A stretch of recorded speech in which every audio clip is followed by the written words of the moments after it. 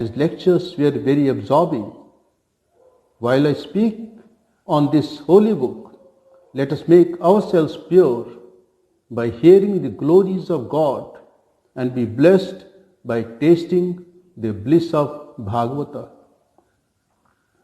The Bhagavata is believed to have been told by Lord Narayana himself to Brahma, the creator. This lamp of knowledge is said to have been passed on by Brahma to his son Narada, by Narada to Vedavyasa, by Vedavyasa to his son Shuka, and by Shukadeva to King Parikshit, who was under the curse of imminent death. The Srimad Bhagavatam is one of the greatest books of bhakti in our tradition. Immensely popular all over India, it has inspired poets, artists, saints and philosophers. It has 12 skandhas or books with 18,000 verses in all.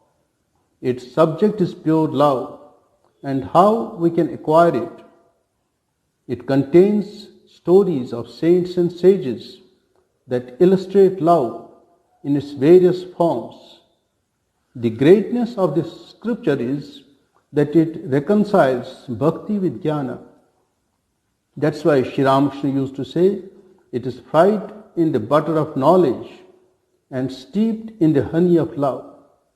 Seeing the importance of this book, we have brought out various versions of Bhagavatam in different languages from different publication centers of Ramakrishna Math and Ramakrishna Mission. In the very first verse of the Bhagavatam, it is said, if the universe has come from the Supreme Reality, it cannot be unreal. Yatra trisargo amrisha. Through the presence of that Supreme, the whole world ceases to be unreal. The universe is real only through the existence of that one reality in it. Because the God is there in the many, the universe is not real. As Sri Ramakrishna said, zeros have no value, but by adding the figure 1 becomes a zero. Its value, it gets value, and it increases with the addition of every new zero. That 1 is equivalent to pure consciousness with respect to the universe of objects and events. The Bhagavatam glorifies that infinite One who alone makes the world real. It tells us to realize the Lord in our life and action. That Vishwarupa Dharshana, which Sri Krishna revealed to Yashoda and Arjuna, should not remain confined to Bhagavatam and Bhagavad Gita alone. It should become our daily experience. We have to find that one Supreme in the many. Then the world of the many ceases to be unreal.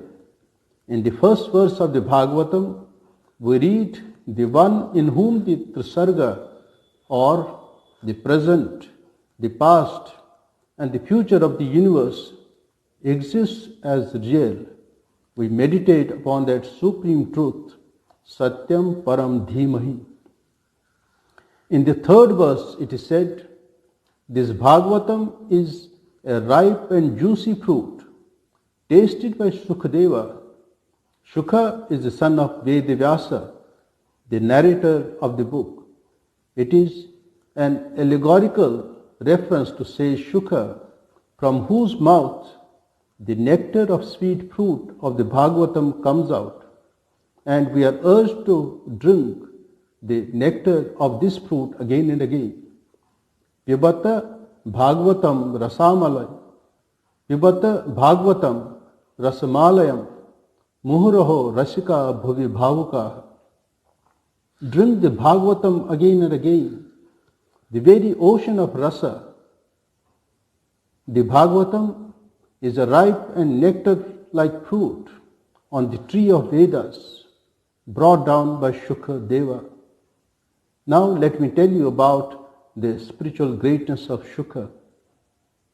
Shukha, through his spiritual experiences, as mentioned in the Bhagavatam, has lighted Adhyatma Deepam, the light of spirituality.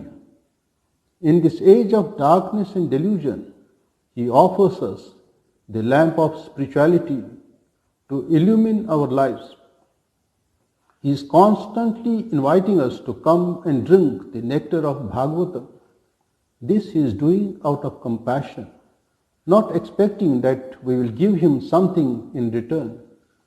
When Shukha was hardly 16 years old, he left his home and went into the forest. His father, Vyasa, ran behind him, loudly crying, "My son, my son." The trees and plants echoed his wail. As Shukha was going to the forest, a number of women, almost naked, were bathing in a pond. Shukha was passing by with no cloth on his body. The women noticed Shukha but did not feel shy.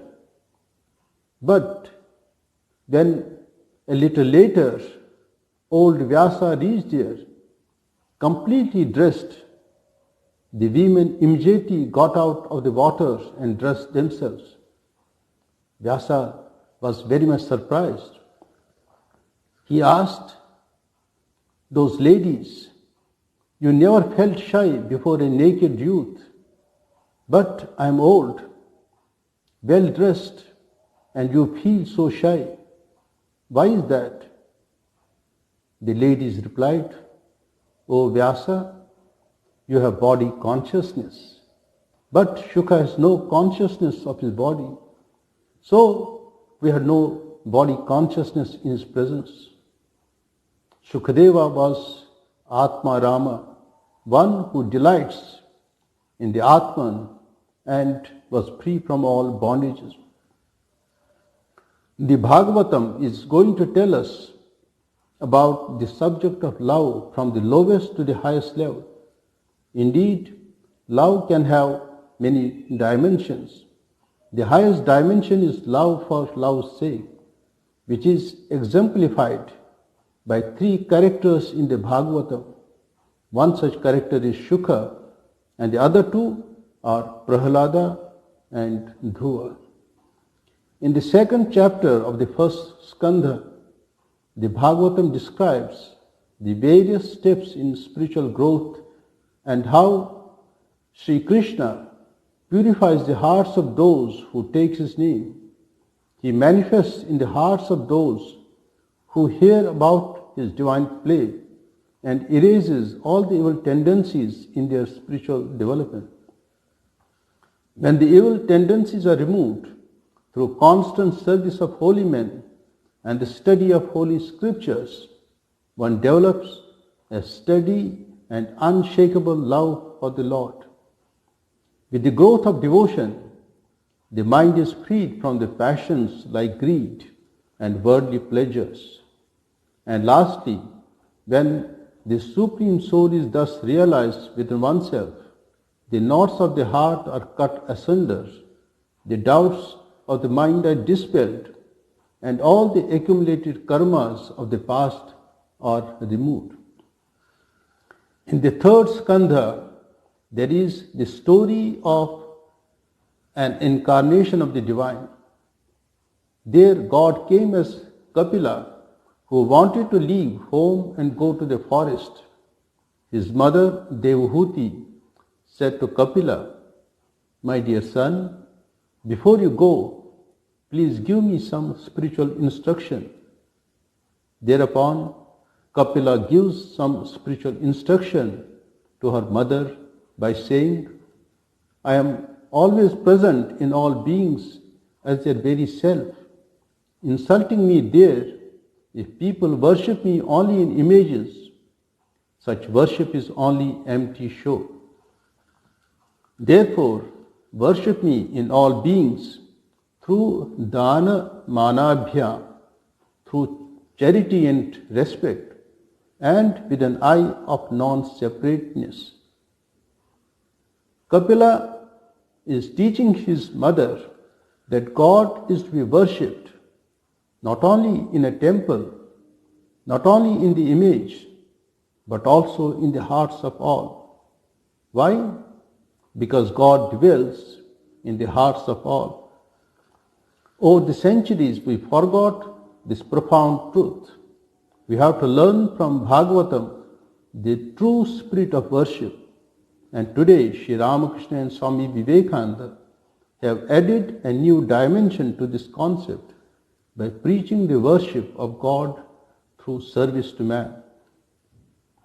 Now, let us narrate the touching story of Dhruva, who comes in the fourth skanda. Dhruva is the son of King Uttanapada, who had two wives, Suniti and Suruchi. Suruchi was his favorite wife. One day, when Uttanapada was sitting on the throne, Suniti's son Dhruva came and wanted to sit on his father's lap. But Suruchi, his stepmother, forbade him. She said, "You are Suniti's son. You have no right to sit on this king's lap. To get this privilege, you have to be born as my son. So pray to the Lord Hari and practice spiritual disciplines, and maybe it will happen in another life." Dhruva burst into tears and went crying to his mother, who also became afflicted with grief. Taking him on her lap, she then consoled him and said, "My dear boy, don't cry. The king does not care for me. Suruchi has rightly told you to worship Sri Hari with one-pointed devotion. There is no other way for you to get the favor of the king. Pour out your heart to Lord. He alone can take away your unhappiness." Dhruva had complete faith in his mother's words. Wasting no time, he set out for the forest, leaving the kingdom far behind. On the way to the forest, Dhruva met Narada. When Dhruva told him about his plan, Narada at first tried to dissuade him, since it is difficult to realize God. So, seeing the determination of the boy, he advised him to go to Madhuvan on the bank of the Yamuna river. Sri Hari is always there. Call on him with your whole heart and soul and repeat this mantra, Om Namo Bhagavate Vasudevaya. Narada's instructions sank deep into Dhruva's mind. After paying respects to Narada, he left for Madhuvan.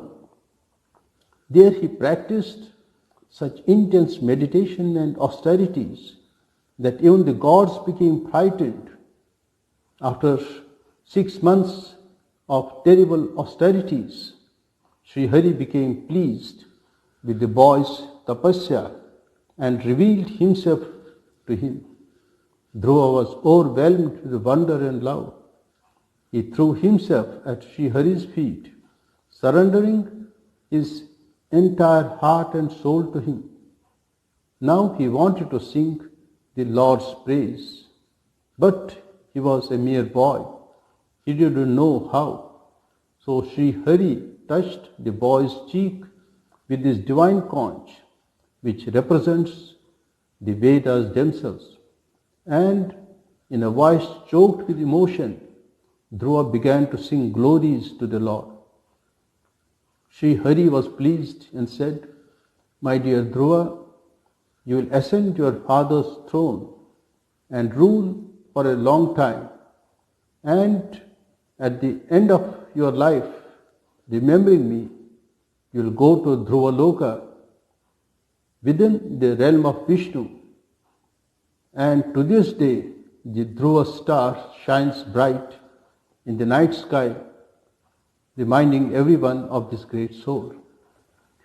The sixth skandha deals with the grace of the God and tells us the story of Ajamil, a great sinner who escaped from the clutches of death by his mere calling. his son by the name Narayana, which is the name of the Lord. This shows the inherent power and holiness of the divine name. So, by uttering God's divine name, even the most sinful, like Ajamil, will be redeemed from great sins. Another thing that fascinates me is the story of Daditi's gift and the killing of Vitrasura. Once, when Indra was in deep trouble, Lord Vishnu suggested him to get a Vajra or a thunderbolt made from the bones of Daditi, Rishi, by Vishwakarma. Daditi lived a very pure and holy life. He went into meditation, left his body, and gladly agreed to use his bones for the purpose. Thus could Indra kill Vritrasura with this Vajra and saved himself. It was possible for a high-souled rishi alone to sacrifice his life for the sake of others. What a wonderful sacrifice. Let us now deal with the 7th book of the Bhagavatam, where we find the fascinating story of the greatest devotee of God, Prahlada. Prahlada, the 5-year-old child of Hiranyakashipu, was absolutely pure and had imbibed love for God from birth. However, Hiranyakashipu was a dictator who hated all gods. He did not believe in any god. He wanted to bring up his child Prahlada in his own image. But Prahlada said, "Father, you are only a human being and will die one day. It is better to renounce this life and take refuge in Hari, who is supreme." This made Hiranyakashipu angry. He started persecuting this boy in all possible ways. He appointed a teacher to remove all these ideas about God from the mind of his son. But Prahlada's faith was so strong that when the teacher was away, he would ask his fellow students not to accept their teacher's false teachings. Instead, they should follow Bhagavata Dharma right from childhood. What is Bhagavata Dharma? It essentially constitutes seeing and serving God in oneself and in others. Ultimately, Nrsimha, God in the form of a man lion, came and killed Hiranyakashipu. Everyone was frightened at the sight of the fate of Nrsimha. The only one who was absolutely fearless was the boy Prahlada. He smiled and prayed to Nrsimha to withdraw his anger and make his face softer. Sri Ramakrishna was fond of Prahlada's story and frequently referred to him in his talks with devotees, saying that in Prahlada we find pure love of the highest kind. Though the sannyasa ashrama is considered as the supreme station of human life, it is said that mukti can be attained even by a householder if he has deep-rooted devotion to the Lord. There are various themes and various personalities in this book, including animals, which illustrate the central theme of pure bhakti. One day, an elephant named Gajendra, who was the king of a great herd, came to bathe in the lake with other elephants. Seeing the elephants, a powerful crocodile came swimming over and caught Gajendra's leg. Gajendra tried his utmost to free himself, and seeing him in trouble, the other elephants also tried to help him. But the crocodile's grip was unrelenting. This battle between the elephant and the crocodile lasted 1,000 years. Astonished to hear what was happening, the Devas came to see the fight. Finally, Gajendra started praising the Lord. Suddenly, the Lord appeared before him. The elephant gently plucked a lotus with its trunk and offered it to the Lord and prayed, "O Narayana, I bow down to you." Pleased, the Lord ripped open the mouth of crocodile using his Sudarshana chakra. The elephant king was saved. The prayer of Gajendra to Vishnu is the quintessence of the path of jnana taught in the Bhagavatam. Then in the eighth book, the subject of Samudra Manthan, the churning of the ocean, is narrated. There we find gods and asuras have joined to churn the ocean. As the churning started, many good things as well as a tremendous poison, Kalakuta, came up.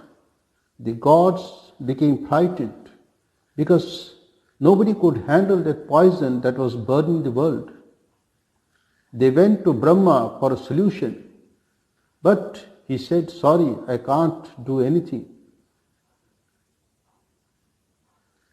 This poison is too difficult for me." Ultimately, the gods decided to go to Mount Kailash, where Shiva lived, to seek his help. Shiva was in deep meditation, but he found everybody in distress. He became compassionate. He went to the ocean and saw how frightened the people were. He said, "I shall drink this poison. I may die as a result, but the world will be saved." As he swallowed it, his throat turned blue. Ever since, Shiva has been called Nilakantha, the blue-throated one. The churning continued. Now many divine gifts began to emerge from the ocean. First Kamadhenu, then a heavenly horse, then the elephant Airavata, then the jewel Kaustuba, and then the wish-fulfilling tree called Parijat. But the Devas and Asuras continued to churn the ocean. Heavenly Apsaras came next, and finally the most beautiful of all, Lakshmi Devi. All the Devas and Asuras lost their hearts to her and all began to worship her with various gifts.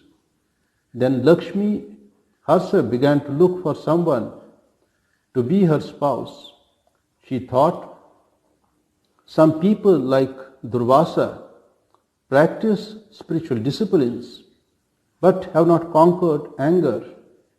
In some like Brahma and Chandra, there is elevation of soul, but they have not been able to conquer lust. In some there is knowledge, but they have not been able to rid themselves of desire, such as Shukracharya. In some there is dharma, but no compassion, such as Parshurama. Some have a long span of life, but are not attractive, like Markandeya.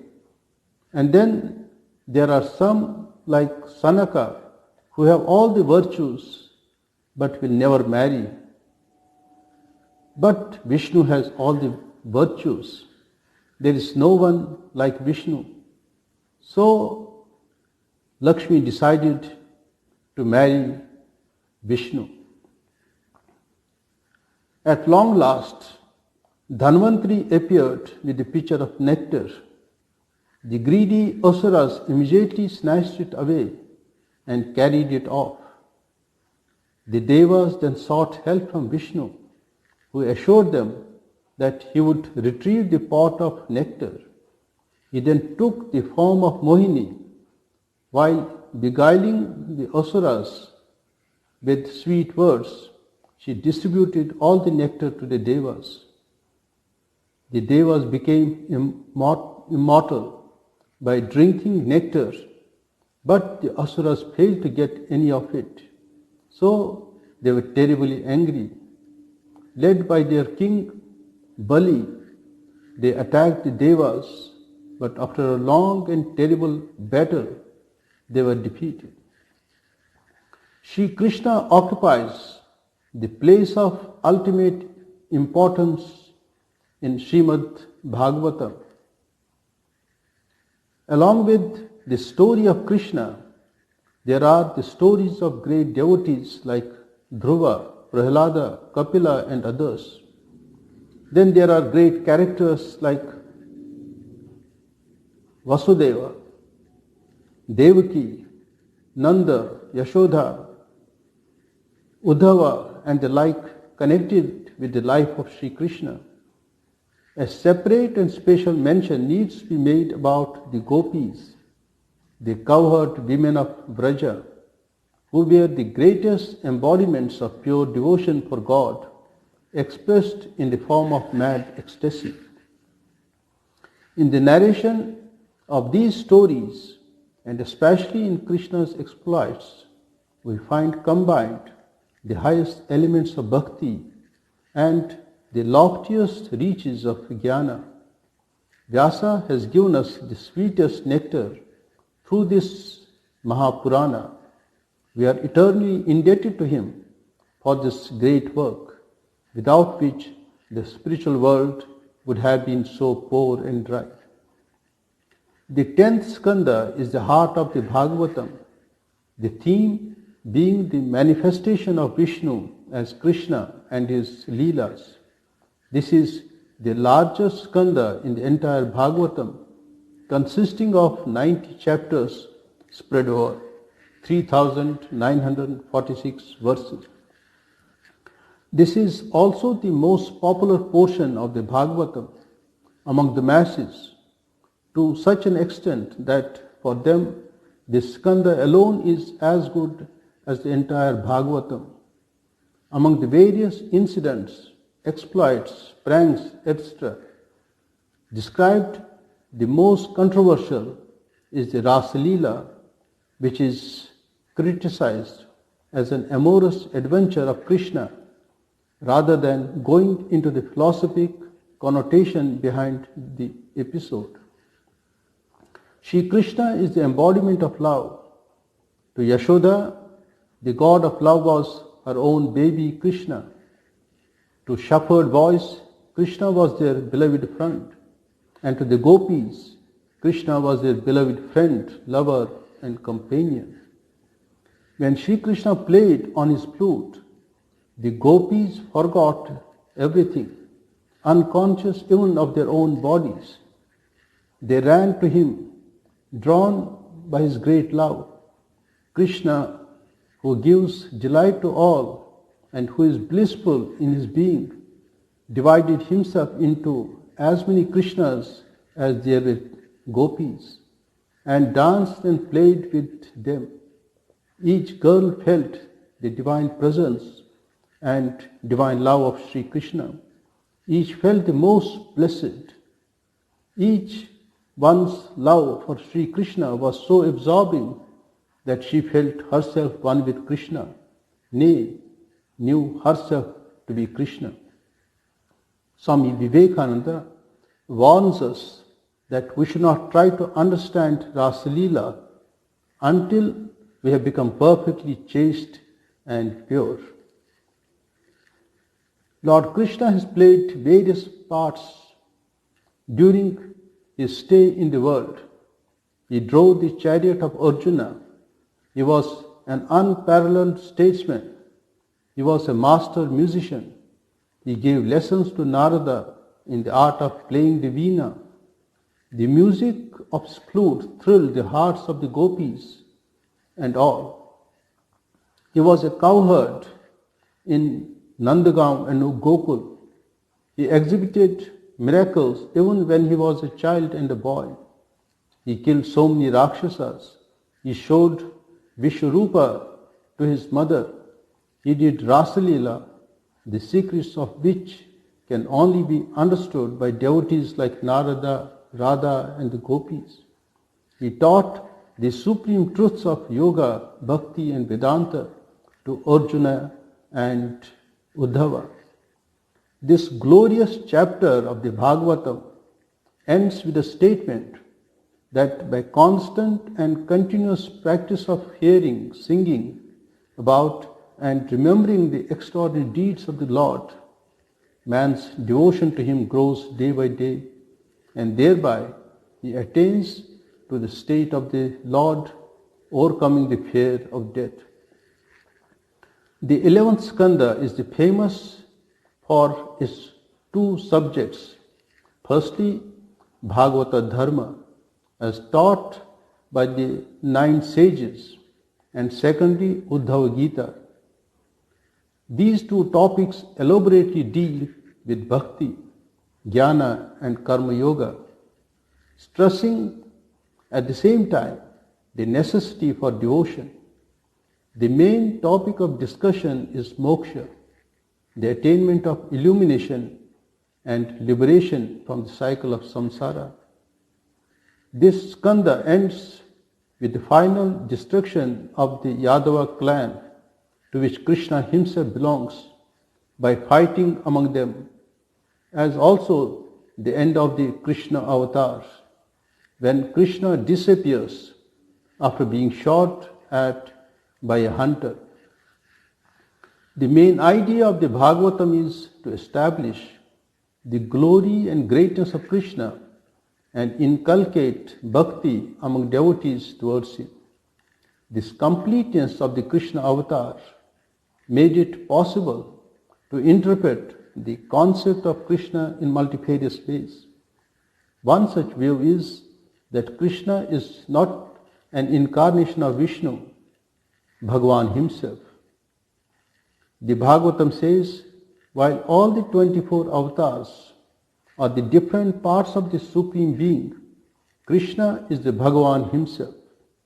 Krishnastu Bhagavan Swayam. Krishna is the full revelation of the Lord, while the others come from age to age for the relieving the world from the sufferings caused by the particular set of the Asuras. This view is opposed by the others who quote several verses from the other parts of the Bhagavatam itself, wherein Krishna is expressly declared as a part of Mahavishnu, the Supreme Being. Bhagavatam is a practical guide for all. It teaches that God alone really exists and that God realization is the be-all and end-all of life. It teaches us to realize God everywhere, always and in every situation in life. Sri Ramakrishna was very fond of Bhagavatam. One day, during the sadhana of Madhura Bhava, Sri Ramakrishna, while listening to the reading of Srimad Bhagavatam, went into ecstasy and had the vision of Sri Krishna. He saw a beam of light coming out of Krishna's feet and touching the sacred book, and it touched his heart and remained simultaneously touching all the three of them for some time. From this vision, he was convinced that all the three are one and the same thing. So he used to say, the three, the Bhagavata, the Bhakta and the Bhagavan are one, and the one is the three. In the end, I pray for the blessings of Sri Krishna for one and all.